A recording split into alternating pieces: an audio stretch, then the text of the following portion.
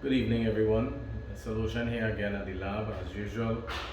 Thirsty to share some information with you guys as patients, as friends.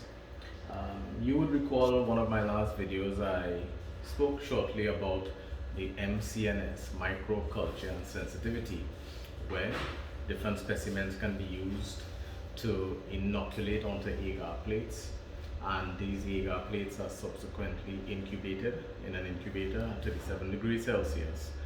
And growth, when it occurs, is identified whether to be significant. And if it is found to be significant and it's found to be a bacteria, then we do what is called a sensitivity test. That sensitivity test is essentially exposing that bacteria to a panel of antibiotics, and based on the results, a physician will be able to get information whether that bacteria is susceptible to an antibiotic or not. So this, what we have here, is a sensitivity plate where a small colony of the bacteria was inoculated onto the plate here, and it's called a Mueller-Hinton plate or a sensitivity plate. And I'll just turn it to the front here, where this test was incubated, where antibiotic discs, a panel of discs, were added, where there are 4 on the inside and 8 on the outside. Each disc represents a different antibiotic: augmentin, norfloxacin, gentamicin, cefuroxime, all of these.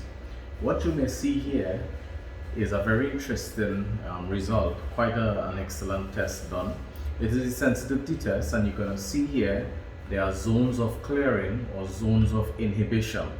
These zones of clearing or zones of inhibition are areas where the antibiotic prevented the organism from growing. All right, and these are the antibiotics where which the laboratory will indicate to the doctor that he or she can use.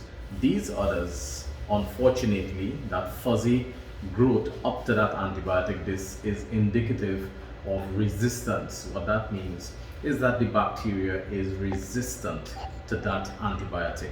All right, so quite interestingly, 4 or so of these antibiotics, 4 out of 12, can only be prescribed for the patient. This is the S in the MCNS, microculture and sensitivity test, and I'll just bring it up a little bit here for you so that you can actually appreciate what is the zone of inhibition and the importance of knowing and performing the microculture and sensitivity test in the presence of infections, especially the most common infection and specimen would be urine, or what we could call a UTI, a urinary tract infection. All right, so be guided and look after yourselves and partner with your physicians as they help you treat, identify, manage, cure, eradicate any of these kind of conditions that you may come across. All right, keep well, everyone.